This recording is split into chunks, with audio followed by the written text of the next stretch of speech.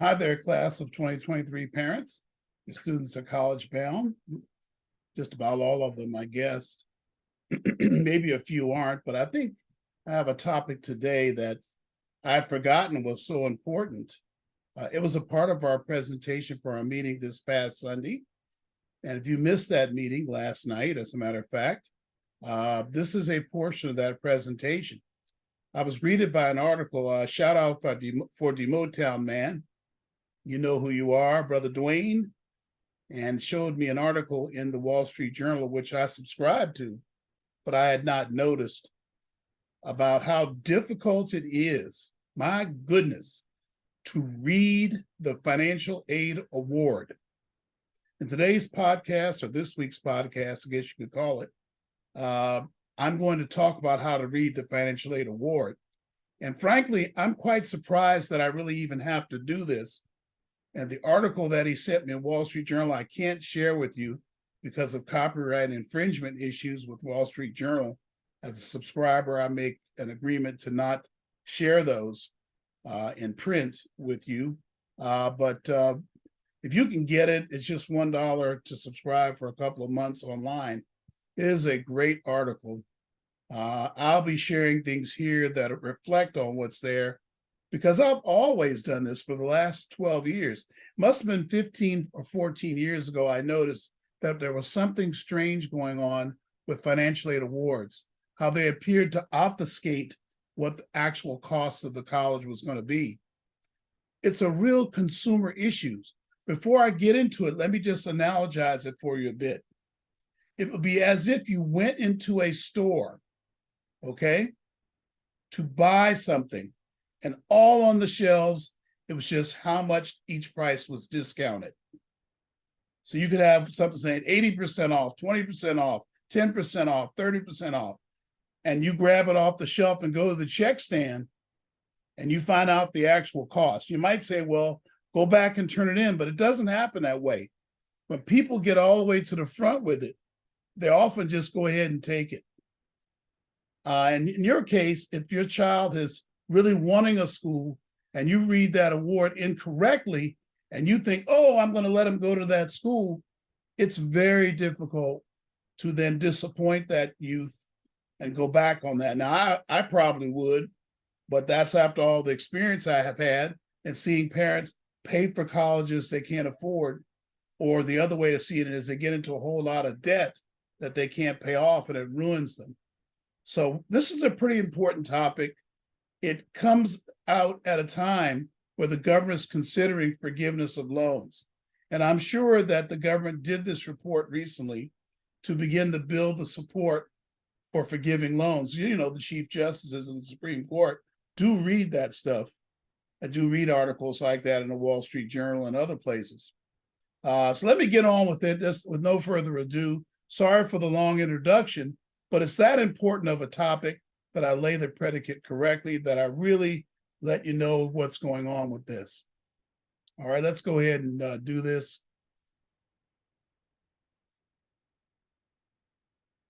How do I read the College Financial Aid Award? Now, you'll notice that award is in quotation marks. That's because it's really not an award. As you'll see very quickly in the first few view graphs, it's improperly named.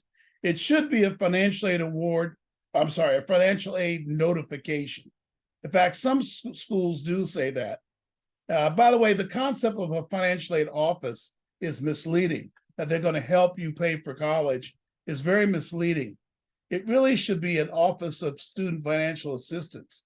I think at Seattle Pacific, they do that, shout out to them. And at George Washington, something similar is done, because it's really not a financial aid office. They're just making sure they properly package you and get you the federal aid you need. And if there's additional reductions in costs, I'll talk about that in a minute, they'll certainly share those with you. So the financial aid notification is what it should be. Also, some of you think of it as a financial aid award letter. Well, it's not a letter anymore. It doesn't come in the mail. Usually coming behind some portal on the internet, which is another way of impersonalizing it, or in an email link. Again, you don't touch it and hold it. It doesn't feel as personal. One of the things I used to tell people, I haven't said it lately, I'll say it today, is print that award out, pass out copies around the table. Everybody needs to get in and understand it. You'll want to do that once you see this anyway, that I'm going to show you. Once again, I'm Deacon John Wilson. I'm the Education Enrichment Program Director from West Angeles Church, where Pastor Charles E. Blake is my pastor, and Bishop Charles E. Blake is the emeritus pastor. Important financial aid definitions, first of all. It's important that we know what they're talking about in these award notifications. And it will ease our discussion today a little bit. First of all, what is financial aid? Well, it's federal student loans. Yes, I said loans. Loans will be a part of your financial aid notification or your award. So let's get to know them. Federal student loans in the first year is $5,500. I'll talk later about what it could be the entire time. I think I do get into that here. I don't remember exactly, but I think I do. If I don't, I'll certainly mention it. It's $5,500 the first year, $6,500 the second year, $7,500 each of the next 3 years. Hopefully you only need 2 more years. Those are the amounts of the loans. You might say, well, why isn't he saying maximum loans? In practice, you're going to take out the loans. The student's going to take out the loans because you're not going to write a check for that extra amount. I only see about 1 or 2% of parents doing that. Then there's the parent loan for undergraduate students. Yes, it's part of the financial aid notification. So it should be listed here as, quote, financial aid. And then there's all the grants and the work study. I'll talk about those now. The federal Pell Grant, which has a maximum of $6,495. Federal work study, which really isn't financial aid. You have to work for it. In fact, I recommend that you not work the first year. I'll talk about that in a minute. Institutional need-based grants. Certainly that is free money. Institutional academic, athletic, or artistic merit awards. Something for merit, something you've done as a student, your student has done. Those are certainly all grants. So these are free money, basically. Although the work study you do have to work for, but it is money you don't pay back. Many will say they got a free ride. In reality, they have loans. So a lot of people, if all this adds up to the cost of the college, they'll say they have a free ride. It's a lot of people. In fact, I'm gonna say almost everybody, parents, who tells you they have a free ride, even athletes that get full scholarships, do not have a free ride. There are loans that they owe, so that's not a free ride. I don't know why we'll just say free ride. I maybe because we're rationalizing the decision to send them, that it didn't cost you as much as you thought it would, and then you say it's a free ride. In fact, I think if I got all my coverage and just the student loan was owed, I might say it's a very advantageous award. It's a good award, but it's not a free ride. What is relevant financial aid is a better question. Of this financial aid we had listed here, how much of it is relevant? Certainly you get a feeling the grants will be relevant, you'd be right. There may be a surprise in here. First of all, I think the student loan is relevant. I think students should pay something for college. If they don't have skin in the game, it's a problem. I know you're worried, oh, they'll have loans when they leave, but the loans will be about $300 a month. If they can't pay $300 a month in loans for 3.5, 4, or 5 years, maybe 6 or 7 if they string it out, then then they shouldn't have gone to college. Should just got a skill. But truth of the fact, if they use college right, they can afford that. Come on. That's not the reason they can't get out on their own. It's just the cost of society. Like living here in Southern California, it costs you more money than ever before to be out on your own, maybe $50,000 to be successfully out on your own. But that's a different issue. Then there's the grants. And I cross off the work study too. I don't think it's relevant. So the Pell Grant, the institutional need-based grants, the institutional athletic, artistic, or academic awards, they're all relevant. And that's free money, as I said before. Note, students should not plan to work their first year in college. Let's get into that a little more. In case you're interested, here's why I think federal work study is not relevant. It's so small. See, parents, you're conditioned that when you went to college, I know when I went to college, I could work and pay my extra expenses easy. But now the cost of college has gone up so much. When I went to college, it was $1,100, maybe it was $1,800 a semester to go to George Washington. Man, $1,800 barely pays for, it doesn't pay for a class at GW now, not nearly. I mean, I think per semester, George Washington for room and board and tuition is probably about $35,000 now. So you can see the cost of college has gone up so much more that you really can't work and go to school anyway. So let's keep that in perspective. So it's so small of an amount, it's more useful as just spending money, and you can give them spending money. Students can make way more for less hours at other jobs. They're going to work. Might as well work somewhere else and make more money per hour. You realize they pay way lower than the minimum wage for work study jobs, way lower, parents. EEP does not recommend students work in their first semester. Why? Priority is to meet lots of students the first semester. It gets socialized on the campus. So many of our students don't get properly socialized, they end up coming back home. In fact, those are probably the only ones that do come back. You know, somewhere else I'll talk about this maybe in another video, but shockingly, only about half of students finish college. And one of the reasons is socialization. Of course, cost is another reason, which we're trying to eliminate here today by knowing the cost. But socialization is very important. If they're working and going to school, trying to do their homework, they may even have a sport they're trying to do. I don't know. It's just too much. I think the priority is to meet students at first year. And colleges put a lot of effort into them meeting students, down to making the freshman dorms as a social experience as they can, and the way they lay out the rooms in there to make sure kids meet each other, get to know each other, because they have to pick their roommate the second year after all. The school is not going to go through the expense of picking a roommate for a student. Not in the second year anyway. Some of these people the student meets will become their future roommate. And the more time you can bond with your campus in the first year, the more likely you are to finish college. Here's some other important financial aid definitions. What is direct cost of college? College costs that are on the bill or are fixed costs are direct costs. This means your tuition and your mandatory fees. These are part of the direct costs of college, or these are really the direct costs of college. Also, your housing and your board or your food and meals. So tuition and mandatory fees, housing, and the board, or what we call it board, but it's food and meals. Health insurance, if elected, like if you decide to elect the university's insurance plan, right? Then that's part of your tuition. That's part of your bill, excuse me. That's part of your direct cost. What is the indirect cost of college? Books, travel, spending money, technology, etc. Is all a part of college, a part of indirect costs of college, okay?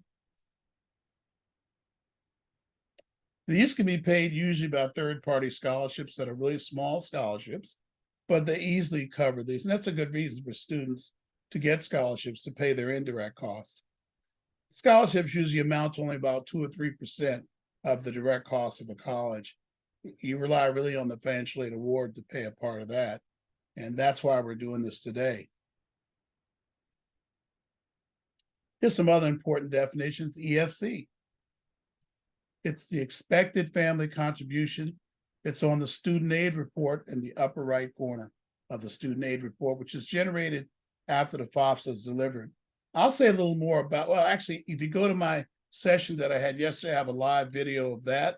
You can learn more about where to find the student aid report, and then how to get the student aid report printed out. And the EFC is in the upper right corner of the student aid report.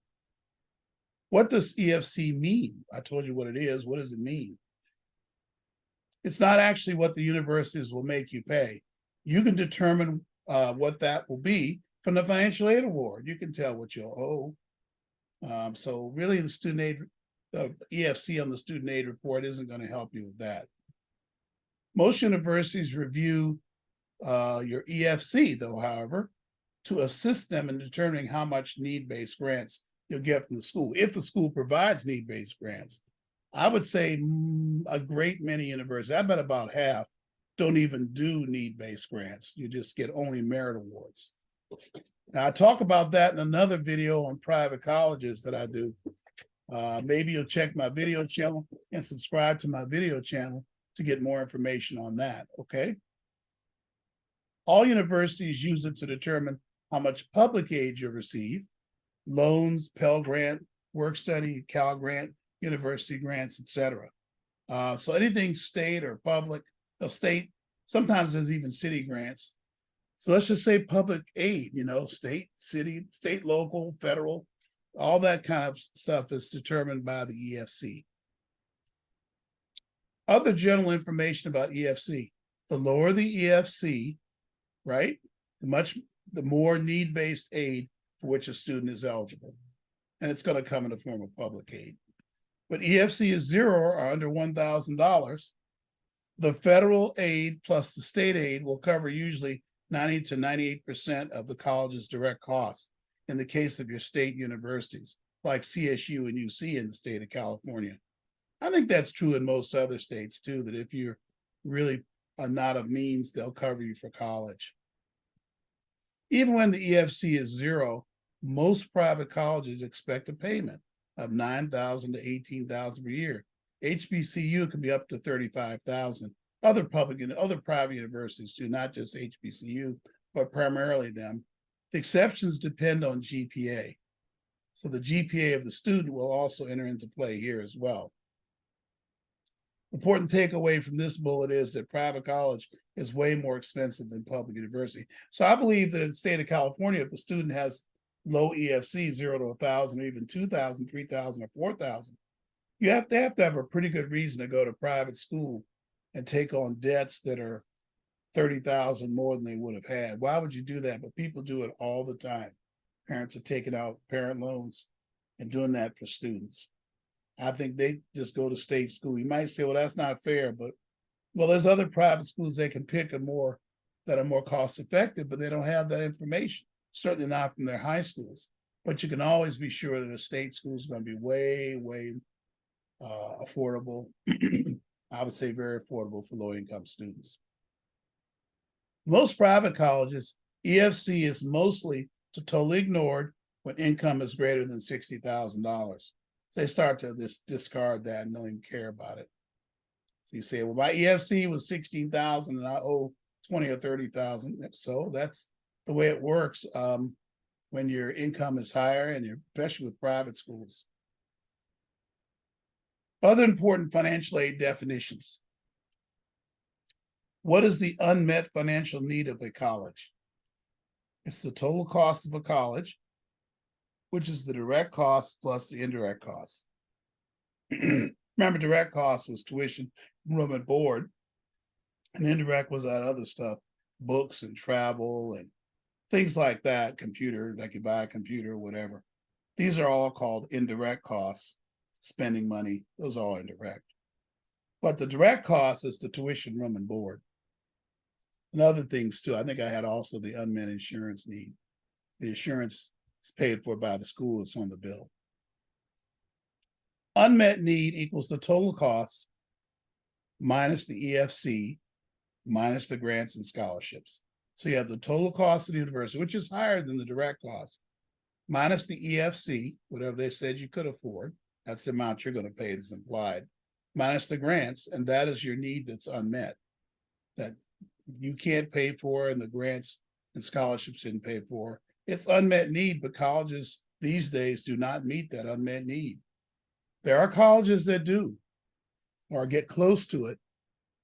Back when I first started doing this, there were a lot that did it.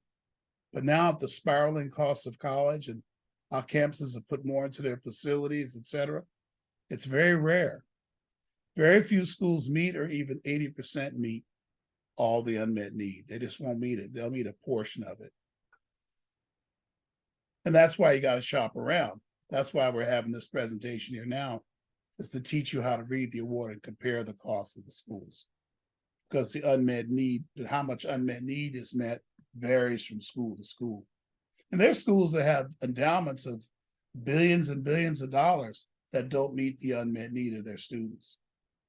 I think schools like the Ivy League schools like Harvard and Yale, certainly, and Princeton, they all have endowments of way higher than $20 billion. Even USC, $15-20 billion endowment. They could easily write a check, pay every year. I shouldn't say write a check. They could actually reduce the fees of the schools for those students or pay off the awards of those students to cover all the unmet need if they really want. They should meet all the unmet need, really. But they don't do that, and that's where you get into parent loans, which is not the focus of this presentation. Maybe that's one I'll do next. What will I owe for college? Here we go. Now we're ready to do it. Well, you take the relevant financial aid, and I already talked about that earlier. It's the financial aid, total financial aid, minus the parent loan, minus the work study. That's the relevant financial aid. You take the direct student loan, which I think is relevant. The student should pay something for college. Take the institutional grants and scholarships, minus the direct cost of the school. A negative amount means that you will owe for college. So you have over here all of this money over here that you have available for college, your relevant financial aid, and now you subtract the direct cost of the school. That's how you determine what you owe. I really hope you look at this view graph. This is the first of 3 times that I'm showing this view graph. That's how important it is, parents.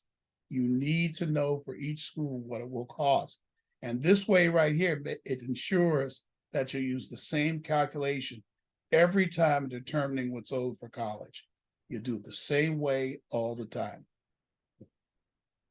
Again, this is stuff you don't get from counselors in school because they just care about getting you colleges to go to, and oftentimes the most expensive colleges because they go by name of the college, much the same way relatives and you do.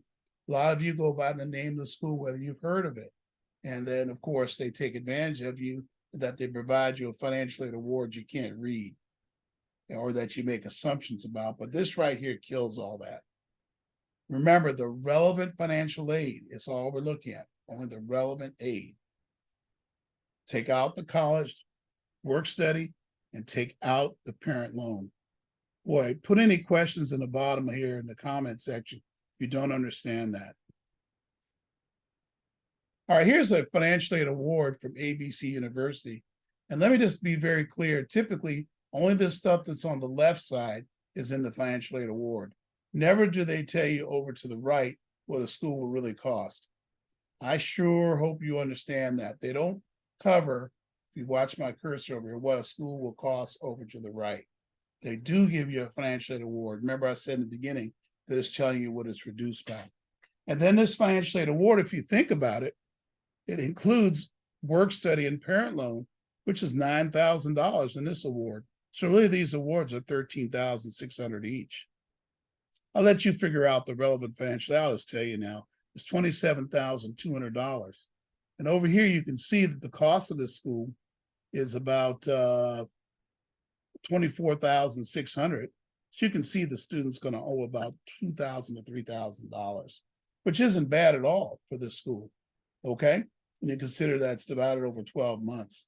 This is probably the type of award from a low EFC student. I have 22 to 23, but could easily be 23 and 24. The principle is still the same. So right there, I've shown you with the financial aid award how to figure out the cost of this college. So notice that again, it's starting with the relevant financial aid. So you went over here and you looked at the relevant aid. Okay. Took the direct student loan, institutional grants and scholarships, minus the direct cost. Okay. Here's another example here. You can work that out on your own. 38,000 looks like a really good award. This is what happens a lot of times. You see this financial aid award and you go, wow, 76,000.